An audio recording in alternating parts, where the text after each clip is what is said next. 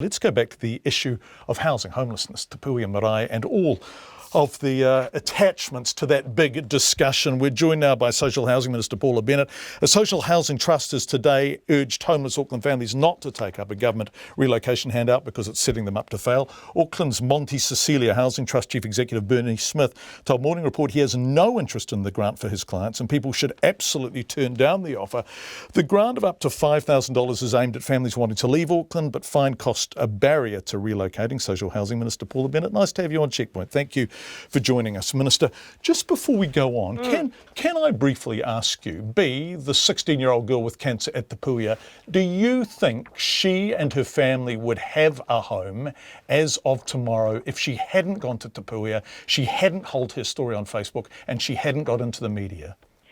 As soon as we did a housing assessment, and for the first time that was last week when she was at, her family were at Te Puia, then we were able to see that they were of the highest category and find them a home. So if we'd done an assessment sooner, I think that that they would have been categorised at the highest priority, and we would have done what we did, which was try and find them a home as quickly as possible. This is a question I asked you last week. Is Te Puia doing the government's work? I think it's actually almost a classic example of the kind of community and then individuals that are helping the marae and then government coming together. So, you know, we have got examples where people are being housed quickly, and for most of them, they've not been on housing on our wait list. They've not have been, looked at by work and income. So it's kind of what the Prime Minister was saying a few weeks ago. If people go to work and income, then we might be able to help them. Now, that might be because they don't like coming to government, they don't know how. So the marae is able to open a door to them that, you know, that works for them. So I actually have a heap of respect for that, and have put every government resource alongside of that to then try and help those families as quickly. But I'm fascinated by this, and I've been out to the marae lots of times now, and I speak to people and ask them about their dealings with WINZ and Housing New Zealand, whether they've gone, if they have gone, what it's been like, if they haven't gone, why not?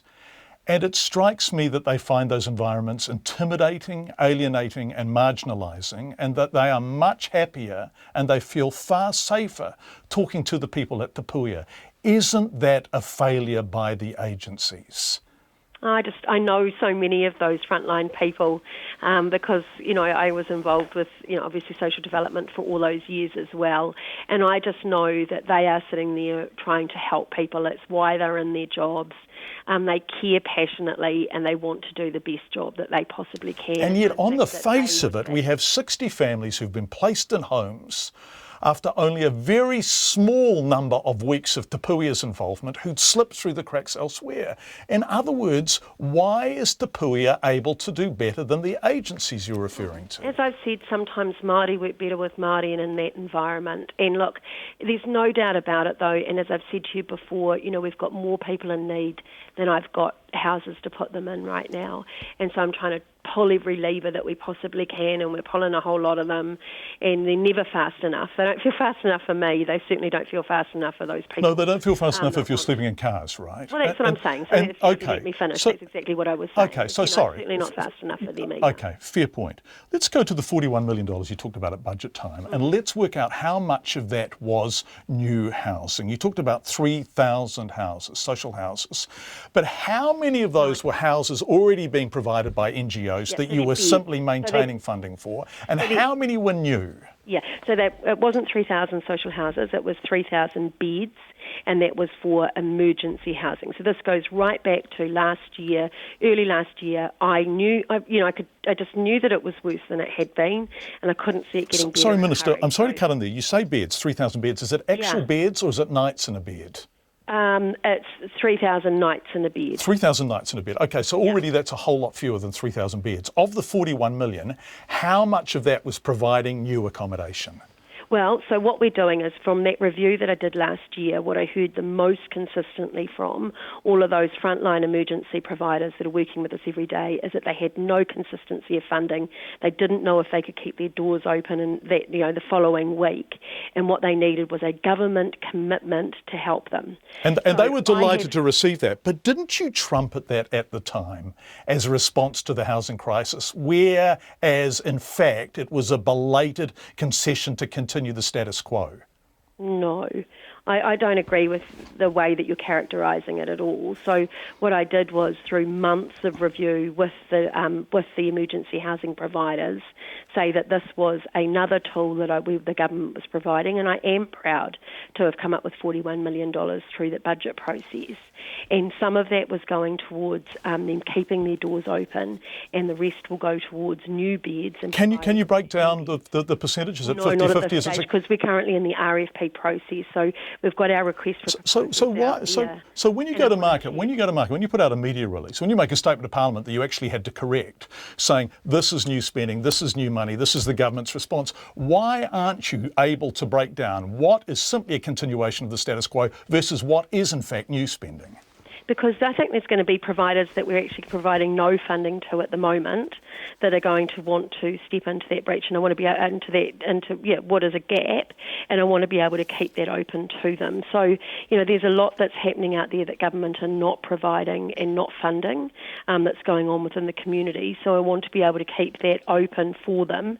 And so actually, it may not seem it, but I'm trying as hard as I can not to mislead by making up a number that may or may not end up being correct. Okay. Another response, of course, was the $5,000 relocation money to help you leave Auckland. How many people have formally accepted that offer so far? Well, we only started it this morning, so none. So none so far. Because what we're doing now is we want to do, of course, individual assessments, so go through a really a process with them to make sure that wherever they are going, it's got the kind of support that they might need. I mean, I'm interested in not people leaving support, but going to support. Because Auckland's Monte Cecilia Housing Trust Chief Executive Bernie Smith says, basically, you're setting these people up to fail, that you're simply exporting the problem and the money gets them out of town but doesn't give them a new life out of town, that this isn't a long-term solution.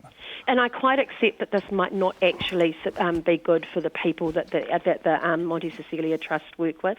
I've been there a couple of times. I've met those people. I've seen it, and I agree that they need a whole lot of wraparound support. And if they're getting that in Auckland, then we should actually be making sure that they keep it. But there are people that are in social houses that actually might want to go back to their hometown. Or, I mean, this sort of came to me from a solo dad who had a young child, and he moved from Christchurch back to Westport, and he told me about how he could now get a job, how he had family support around him to help him raise a son that he wasn't expecting to have to raise on his own.